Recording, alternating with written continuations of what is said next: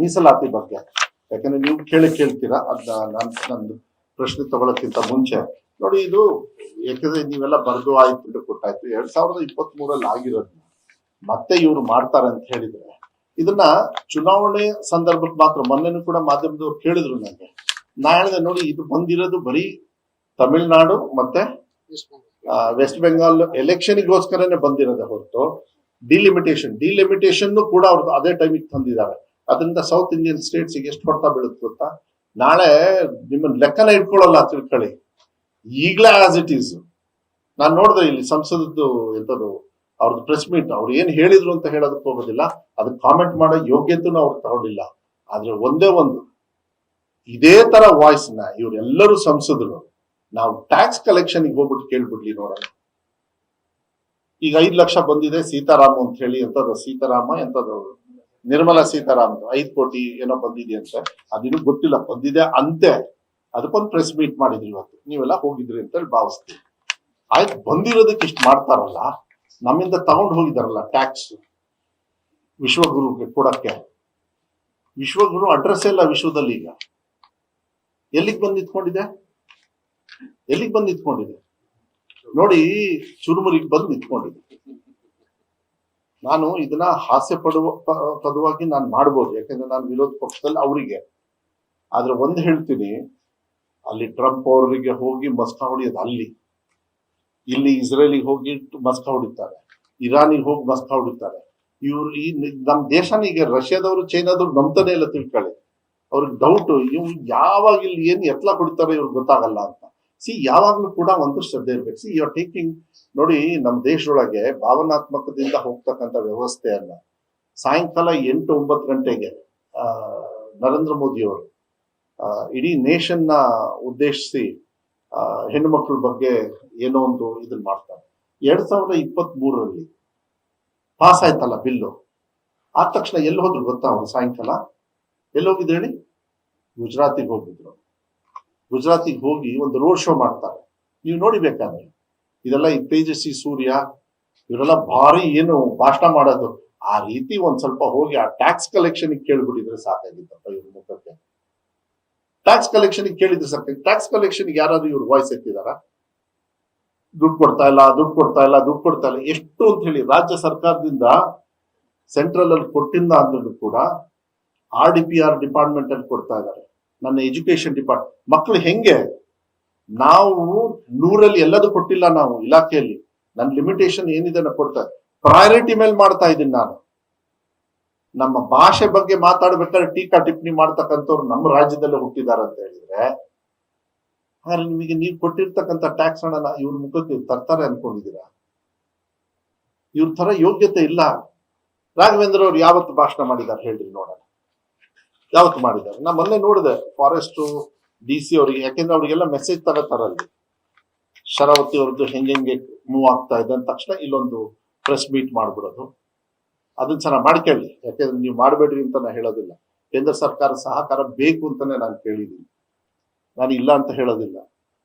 But ಕೆಲಸ ಇವತ್ತು ಅವತ್ತೇ ಅವ್ರು ಮಾಡಿ ಮುಗಿಸ್ಬೋದಾಗಿತ್ತಲ್ಲ, ಇಲ್ಲಿವರೆಗೂ ಎಳಿಬೇಕ. ನನ್ನ ಹತ್ರ ಇಲ್ಲ, ನಾನ್ ತಾನೇ ಇವಾಗ ಆಗಿರೋದು. 3 ವರ್ಷದೊಳಗೆ ಏನ್ ಪ್ರೋಗ್ರೆಸ್ ಮಾಡಿದೀವಿ ಅಂತ ನಮ್ಮ ಹಂತ ಮುಗೀತು. ಈಗ ಸುಪ್ರೀಂ ಕೋರ್ಟಿಗೆ ಹೋಗ್ತೀವಿ ನಾವು, ಸೆಂಟ್ರಲ್ ಗೌರ್ಮೆಂಟ್ ಅವರು ಮತ್ತು ಸ್ಟೇಟ್ ಗೌರ್ಮೆಂಟ್ ಅವರು. ಮೋಸ್ಟ್ಲಿ ಸುಪ್ರೀಂ ಕೋರ್ಟ್ ಅವರು ನಮ್ಮ ಪರವಾಗಿ ನಿಲ್ತಾರೆ ಅಂತ ಹೇಳಿ ವಿಶ್ವಾಸ ಇದೆ. ಬಿಕಾಸ್ ಆ ಕೇಸ್ನು ಕೂಡ ಹಂಗೆ ಇಟ್ಟಿದ್ದೀನಿ. ಆಫೀಸರ್ ಟ್ರಾನ್ಸ್ಫರ್ ಆಗೋದನ್ನು ನಿಲ್ಲಿಸಿದೆ ನಾನು, ನನಗೂ ಗೊತ್ತಿರ್ಲಿಲ್ಲ, ಹಂಗೆ ಟ್ರಾನ್ಸ್ಫರ್ ಮಾಡ್ಬಿಟ್ಟಿದ್ರಲ್ಲಿ ರಾಜಮಠದಲ್ಲಿ. ಅವ್ರನ್ನ ದಯವಿಟ್ಟು ಇದು ಕೇಸ್ ಆಗೋವ್ರಿಗೆ ಇವ್ರನ್ನೇ ಇಡಿ ಅಂತ ಹೇಳಿ ನಾನೇ ಇಟ್ಟು ಕೆಲಸವನ್ನ ಒಂದು ಹಂತಕ್ಕೆ ಮಾಡ್ತಾ ಇದ್ದೀನಿ. ಆದ್ರೆ ಯಾರ್ಯಾರು ಈ ಮಹಿಳಾ ಮೀಸಲಾತಿಯನ್ನ, ನನಗೆ ನೆನಪಿರೋ ಪ್ರಕಾರ ಸರಿನೇ ಏನೋ ತಪ್ಪ, ನೀವು ಸರಿ ಮಾಡ್ಕೊಳ್ಳಿ. ನರೇಂದ್ರ ಮೋದಿ ಅವರು ಅವ್ರ ತಾಯಿಗೆ ಹೋಗಿ ಕಾಲಿಗೆ ನಮಸ್ಕಾರ ಮಾಡ್ತಾರೆ, ಹೌದಾ? ಹಂಗಾರೆ ಯಾಕೆ ಮಾಡಿದ್ರು ಅಂತ ಹೇಳಿ, ಇದೇ ನರೇಂದ್ರ ಮೋದಿ ಅವರು 8 ಗಂಟೆಗೆ ಸಾಯಂಕಾಲ ಬಂದು ದೇಶನ ಲಾಕ್ ಡೌನ್ ಮಾಡ್ತಾರೆ. ಎಲ್ಲರೂ ದೀಪ ಹಚ್ಚಿರಿ, ವೈರಸ್ ಹೋಗುತ್ತೆ ಅಂತಾರೆ. ಆ ತಮಟೆ ತಗೊಂಡು ಟಾಮ್ ಅಂತ ಹೊಯ್ಕೊಳ್ಳಿ ಅಂತಾರೆ. ಒಂದು ಜನರು ಹುಚ್ಚರ ತರ ಹೊಯ್ಕೊಂಡ್ರು. ಎಷ್ಟು ಜನರು ಸತ್ತೋದ್ರು ಏನಾದ್ರು ಲೆಕ್ಕ ಕೊಟ್ಟಿದಾರ? ಪ್ರೈಮ್ ಮಿನಿಸ್ಟರ್ ರಿಲೀಫ್ ಫಂಡಿಗೆ ದುಡ್ಡು ಬರ್ತದೆ, ಏನಾದ್ರು ಲೆಕ್ಕ ಕೊಟ್ಟಿದಾರ? ಇದನ್ನ ಕೇಳ್ಬೇಕಲ್ಲ ಭಾರತೀಯರಾಗಿ. ಇವರೆಲ್ಲ ಇಷ್ಟೊಂದು ಟೀಕಾ ಟಿಪ್ಪಣಿಯನ್ನು ಮಾಡ್ತಾರೆ. ರಾಹುಲ್ ಗಾಂಧಿ ಅವರು ಜನವರಿ 16 ಇಲ್ಲ 26 27ನೇ ತಾರೀಕು ಏನೋ ಇದು ಕೋವಿಡ್ ಮಹಾಮಾರಿ ಬರ್ತಾ ಇದೆ, ದಯವಿಟ್ಟು ಹುಷಾರಾಗಿರ್ರಿ, ದಯವಿಟ್ಟು ಕೇಂದ್ರ ಸರ್ಕಾರದವ್ರು ನೋಡಿ ಅಂತ ಸ್ಟೇಟ್ಮೆಂಟ್ ಕೊಟ್ರೆ ಅವ್ರನ್ನ ಪಪ್ಪು ಪಪ್ಪು ಅಂತ ಹೇಳಿ ಚೀಪಾಗಿ ಮಾತಾಡಿದ್ರು. ಹಂಗಾರೆ ಸಾವಿರ ಕಾರಣ ನರೇಂದ್ರ ಮೋದಿ ಅವರು ಮತ್ತೆ ಅವ್ರ ಗ್ಯಾಂಗ್ ಹೌದು ಅಲ್ಲ. ಅವ್ನು ಏನು ಅಪ್ಪ ತೇಜಸ್ವಿ ಸೂರ್ಯ ಏನ್ ತುಕಡೆ ಗ್ಯಾಂಗ್ ಅವರೆಲ್ಲ ಸೇರ್ಕೊಂಡು ಈ ದೇಶನ ಹಾಳು ಮಾಡ್ತಾ ನಿಮ್ ರಾಜ್ಯನ ಬಿಕಾರಿ ಮಾಡ್ತಾ ಇದಾರ ಕಣಯ್ಯ. ನೀನ್ ಎಲ್ಲಿ ಹೋಗಿ ಒದರ್ತಾ ಇದೆ ಆ ಕಡೆ ಸೈಡ್ ಇಂದ ನಿಮ್ಮ ಪಾರ್ಲಿಮೆಂಟ್ ಅಲ್ಲಿ ಅವರೇ ನಿಮ್ಮನ್ನ ಹಾಳು ಮಾಡ್ತಾ ಇದಾರೆ. ನಿಮಗೆ ಗೊತ್ತಾಗ್ತಾ ಇಲ್ಲಲ್ಲ. ನಿಮ್ ರಾಜ್ಯದ ಬಗ್ಗೆ ಧ್ವನಿ ಇರ್ತಕ್ಕಂತ ಆಸಕ್ತಿ ಇಲ್ಲ. ಯಾಕೆ ಗೊತ್ತಾ, ಇವರೆಲ್ಲರೂ ಕೂಡ ಇವ್ರ ಮುಖಕ್ಕೆ ಮತ ಹಾಕ್ಸ್ಕೊಂಡವ್ರಲ್ಲ. ಇವರು ನರೇಂದ್ರ ಮೋದಿ ಅವರಿಗೆ ಓಟ್ ಹಾಕಿ ಅಂತ ಹೇಳಿ ಫೋಟೋ ಹಾಕೊಂಡು ಹೋದವ್ರು ತಾನೇ ಇದು. ಇದಕ್ಕೆ ಶಿಕ್ಷೆ ನಮ್ಮ ರಾಜ್ಯಕ್ಕೆ ಬರ್ತಾ ಇದೆ. ನಮಗೆ ಬರಗಾಲ ಬಂದಾಗ ನಾವು ಡೆಲ್ಲಿಗೆ ಹೋಗಿ ನಾವೆಲ್ಲ ಸ್ಟ್ರೈಕ್ ಮಾಡಿದ್ವಿ, MLAs ಮಿನಿಸ್ಟರ್ಸ್ ಎಲ್ಲ, ನೆನಪಿದೆ ತಾನೆ? ಅವಾಗೆಲ್ಲ ಟೀಕಾ ಟಿಪ್ಪಣಿಯನ್ನ ಮಾಡಿದ್ರು. ಇದೇ ಬಿಜೆಪಿ ಅವರು ಟೀಕಾ ಟಿಪ್ಪಣಿ ಮಾಡಿದ್ರು. ನೀವು ಗ್ಯಾರಂಟಿ ಕೊಟ್ಟಿದ್ರಿ ಎಲ್ಲ ಹರಾಜಾಗಿ. ಯಾಕೆ ಬರಗಾಲಕ್ಕೆ ಸೆಂಟ್ರಲ್ ಗೌರ್ಮೆಂಟ್ ಶೇರ್ ಕೊಡ್ಬೇಕಾ ಇಲ್ಲ? ರೂಲ್ಸ್ ಇದೆಯಲ್ಲ ನಮ್ಮ ದೇಶದೊಳಗೆ, ಫೆಡರಲ್ ಸಿಸ್ಟಮ್ ಅಲ್ಲಿ ಇದೆಯಾ? ಇಲ್ಲ ಅಂತ ಹೇಳ್ಬಿಡಿ. ಕೊನೆಗೆ ಸುಪ್ರೀಂ ಕೋರ್ಟ್ ಏನ್ ಮಾಡ್ತೀವಿ ಇವರಿಗೆ? ಸುಪ್ರೀಂ ಕೋರ್ಟ್ ಏನ್ ಮಾಡ್ತು ಅಂದ್ರೆ, ಸುಪ್ರೀಂ ಕೋರ್ಟ್ ಅವರು ಇವರಿಗೆ ದುಡ್ಡು ಕೊಡಿ ಅಂತ ಹೇಳಿ ಡೈರೆಕ್ಷನ್ ಕೊಟ್ಟರು. ನೀವು ಕಣ್ಣಾರ ನೋಡಿದ್ರಲ್ಲ. ಹಾಗಾದ್ರೆ ಇನ್ನು ಎಷ್ಟು ಒದ್ದಾಡಬೇಕು? ಅಲ್ಲಿ ಮುಖ್ಯಮಂತ್ರಿಗಳು ಹೋಗಿ ಕೊಡ್ತಾನೆ, ಯಾರು ಕೇರೆ ಮಾಡಲ್ಲ. ನಮ್ ಡಿಪಾರ್ಟ್ಮೆಂಟ್ ಅಲ್ಲಿ ನಿಮಗೆ ಗೊತ್ತಿಲ್ಲ, ನಿಮಗೆ ನಾನು ಹೇಳ್ತೀನಿ ಕೇಳಿ, ಮಿನಿಸ್ಟರ್ಸ್ಗೆಲ್ಲ ಅಪಾಯಿಂಟ್ಮೆಂಟ್ ಕೊಡಿದ್ರೆ ಕೊಡಲ್ಲ. ಯಾಕೆಂದ್ರೆ ಇಲ್ಲಿರೋ ಸಂಸದರು ಮಿನಿಸ್ಟರ್ ಯಾರು ಆಗಿದಾರಲ್ಲ, ಅವರು ಹೇಳಿದ್ದಾರೆ ಏನಾದ್ರು ದುಡ್ಡು ಬರೋದಿದ್ರೆ ಕಟ್ ಆಫ್ ಮಾಡಿ, ಏನು ಅಪಾಯಿಂಟ್ಮೆಂಟ್ ಕೊಡಬೇಡಿ. ಇದನ್ನ ಆಫೀಸರ್ಸೇ ಹೇಳ್ತಾರೆ, ನಮ್ಮ ಹತ್ರ ಪ್ರೂಫ್ ಇಲ್ಲ. ಮತ್ತೆ ಹಂಗಾರೆ ನಾನೊಬ್ಬ ಎಜುಕೇಶನ್ ಮಿನಿಸ್ಟರ್ ಲೆಟರ್ ಬರ್ದಾಗ ಅವ್ರು ಮೀಟ್ ಮಾಡ್ಬೇಕೋ ಬೇಡ? ಕೊನೆಗೆ ಯಾರೊಬ್ರು ತೀರ್ಕೊಂಡೋಗಿದ್ರು, ನಮ್ಮ ಕಸ್ತೂರಿ ರಂಗನ್ ಅವರು. ಅವಾಗ ಇವರು ನಮ್ಮ ಎಜುಕೇಶನ್ ಮಿನಿಸ್ಟರ್ ಧರ್ಮೇಂದ್ರ ಪ್ರಧಾನ್ ಅವರು ಇಲ್ಲಿ ಬಂದಾಗ ನಾನೇ ಹೋಗಿ ಅವ್ರನ್ನ ಎಲ್ಲ ಭೇಟಿ ಮಾಡಿದ್ನಪ್ಪ. ಎಂತದ್ದು ಫಾರೆಸ್ಟ್ ಗೆಸ್ಟ್ ಹೌಸ್ ಇಲ್ಲ, ಟಾಟಾ ಗೆಸ್ಟ್ ಹೌಸ್ ಎಂತದ್ದು. ನಾನೇ ಹೋದೆ ಅಲ್ಲಿಗೆ. ನಾನು ಹೋಗಿ ಅವ್ರನ್ನ ಅಪಾಯಿಂಟ್ಮೆಂಟ್ ಇಲ್ಲ, ನಾನೇ ಹೋಗಿ ಭೇಟಿ ಮಾಡಿ ಒಂದು ಅರ್ಜಿನ ಕೊಟ್ಟು ಬಂದೆ. ಯಾಕಂದ್ರೆ ಡೆಲ್ಲಿಗೆ ಹೋದ್ರೆ ಸಿಗದೆ ಇಲ್ಲಿ ಇವರು. ಅವ್ರ ಆಫೀಸರ್ಸ್ ಲೆವೆಲ್ ಅಷ್ಟೇ, ನಾನು ಆಫೀಸರ್ಸ್ ಲೆವೆಲ್. ತಾರತಮ್ಯ ಮಾಡಬೇಕಾದ್ರೆ ನಮ್ಮ ಹಣದಿಂದ ಬೇರೆ ರಾಜ್ಯಗಳನ್ನು ಉದ್ಧಾರ ಮಾಡ್ತಾರೆ. ನಿಮ್ಮ ಬೆವರಲ್ಲಿ, ನಮ್ಮ ರೈತರ ಬೆವರಲ್ಲಿ ನೀವೆಲ್ಲ ಟ್ಯಾಕ್ಸ್ ಕಟ್ತೀರಿ. ಮೊಸರಿಗೂ ಟ್ಯಾಕ್ಸ್ ಕಟ್ತೀರಿ, ಇಡ್ಲಿಗೂ ಕಟ್ತೀರಿ, ಎಲ್ಲದಕ್ಕೂ ಕಟ್ತೀರಿ. No problem. ನಮ್ಮ ದೇಶದ ಸಿಸ್ಟಮ್ ಅಲ್ಲಿ ಇದೆ. ನಾವು ಕೊಡ್ಬೇಡ್ರಿ ಅಂತ ಹೇಳಿಲ್ಲ, ಈಗ ಹಿಂದಿ ಓದ್ಬೇಡ್ರಿ ಅಂತ ಹೇಳಿ ಏನ್ ಹೇಳಿಲ್ಲ. ನಾವು ಗ್ರೇಡಿಂಗ್ ಮಾಡ್ತೀವಿ ಅಂತ ಹೇಳಿ. ಅದಕ್ಕೂ ಇವ್ರ ರಾಜ್ಯ ಎಲ್ಲಿ ನಮ್ಮ ಕನ್ನಡ ಸಂಬಳನ ತಗೊಂಡು ನಮ್ಮ ಕನ್ನಡಿಗರ ಮತ ಹಾಕ್ಸ್ಕಿಂದು ನಮ್ಮ ಟ್ಯಾಕ್ಸ್ ನಾವು ಕೇಳೋದಕ್ಕೆ ಈ ಮತ ಹಾಕ್ಸ್ಕೊಂಡವ್ರಿಗೆ ಧ್ವನಿ ಇಲ್ಲ ಅಂತ ಹೇಳಿದ್ರೆ ಮಹಿಳೆಯವ್ರಿಗೆ ಏನ್ ಮೀಸಲಾತಿ ಕೊಡ್ತಾರಂತ ಇವರು? ಎಷ್ಟು ಜನರು ಅಧ್ಯಕ್ಷರು ಮಾಡಿದಾರ್ರಿ? ಎಷ್ಟು ಜನರು CM ಅನ್ನು ಮಾಡಿದ್ದಾರೆ? ಫಸ್ಟ್ ಪ್ರೆಸಿಡೆಂಟ್ ಮಾಡಿದ್ದು ಮಹಿಳೆಯವ್ರನ್ನ ಯಾರು? ಫಸ್ಟ್ ಪ್ರೈಮ್ ಮಿನಿಸ್ಟರ್ ಎಷ್ಟಾಗಿದ್ದಾರೆ? ಎಷ್ಟು ಜನರಾಗಿದ್ದಾರೆ? ಇದನ್ನೆಲ್ಲ ನೋಡ್ಬೇಕಲ್ಲ, ಅವ್ರವ್ರ ಸಾಧನೆಗಳನ್ನು ಹೇಳ್ಬೇಕಲ್ಲ. ರಾಜೀವ್ ಗಾಂಧಿ ಅವರು 33% ಜಿಲ್ಲಾ ಪಂಚಾಯತಿ, ಗ್ರಾಮ ಪಂಚಾಯತಿ, ತಾಲೂಕ್ ಪಂಚಾಯತಿ ಕೊಟ್ಟರು, ಹೌದಲ್ವ?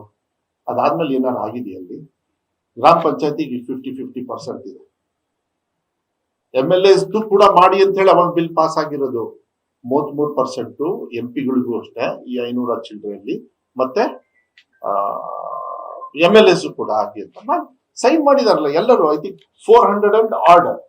ಅವಾಗ ಲಲ್ಲು ಪ್ರಸಾದ್ ಅವರು ನನಗೆ ಗೊತ್ತಿರೋ ಪ್ರಕಾರ ವಿರೋಧ ಮಾಡ್ತಾರೆ ಇರಬೇಕು. ಅವ್ರು ಯಾಕೆ ಮಾಡಿದ್ರು ನನಗೆ ಗೊತ್ತಿಲ್ಲ. ನನಗೆ ಗೊತ್ತಿರೋ ಪ್ರಕಾರ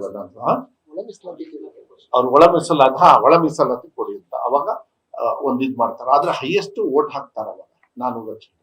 ಯಾಕೆ ಮೊನ್ನೆ ಡಿಫೀಟ್ ಆಯ್ತು ಅಂದ್ರೆ ಇದೇ ರೀಸನ್. ಇದೇ ರೀಸನ್. ಅದಕ್ಕೆ ಒಬ್ರು ಫೈನಾನ್ಸ್ ಮಿನಿಸ್ಟರ್ ಆಗಿ ನಮ್ ಟ್ಯಾಕ್ಸ್ ಹಣನ ಇವ್ರು ಹೋಗಿ ಅವ್ರ ಹತ್ರ ಅಟ್ಲೀಸ್ಟ್ ಕರ್ಟಸಿಗೆ ನಮ್ಮ ರಾಜ್ಯಕ್ಕೆ ಏನ್ ಹಣ ಬರ್ಬೇಕು ಅದ್ ಕೇಂದ್ರದಿಂದನೇ ಕೊಡ್ಲಿ ರೀ, ಕೇಂದ್ರದಿಂದನೇ ಕೊಡ್ಲಿ. ಈಗ ನಮಗೆ ಎಷ್ಟೊಂದು ಈ ಸೆಂಟ್ರಲ್ ಗವರ್ಮೆಂಟ್ ಸ್ಕೀಮ್ಸ್ ಇದಾವೆ, ಕಟ್ ಆಫ್ ಆಗ್ಬಿಟ್ಟಿದೆ. I can give list. But ನಾವು ನಮ್ಮ ಮಕ್ಕಳು ಪಾಪ ಕಷ್ಟಪಟ್ಟು ನಾವು ಕೂಡ ಇರೋದ್ರಲ್ಲೇ ನಾವು ಮ್ಯಾನೇಜ್ ಮಾಡ್ಕೊಂಡು ಹೋಗ್ತಾ ಇದೀವಿ. ಹೊರಗಡೆಗೆ CSR ಫಂಡ್ಸ್ ಅದೆಲ್ಲ ತರ್ತಾ ಇದೀವಿ. ಇಷ್ಟ ಹೇಳಲಿಕ್ಕೆ ಇಷ್ಟಪಡ್ತೀನಿ. ನಮಗೆ ಆದಷ್ಟು ಬೇಗ SSLC ರಿಸಲ್ಟ್ ತುಂಬಾ ಚೆನ್ನಾಗಿ ಬರುತ್ತೆ.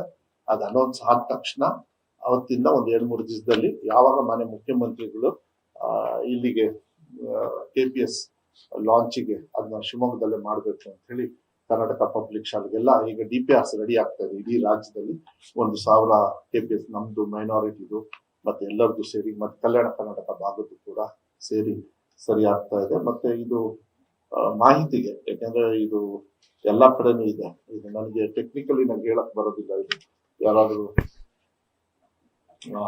HPV ಅಂತ ಹೇಳಿ ವ್ಯಾಕ್ಸಿನ್ಸ್ ಅಲ್ಲ, ಇದು ವ್ಯಾಕ್ಸಿನ್ಸ್ ಕೊಡ್ತಕ್ಕಂಥದ್ದು.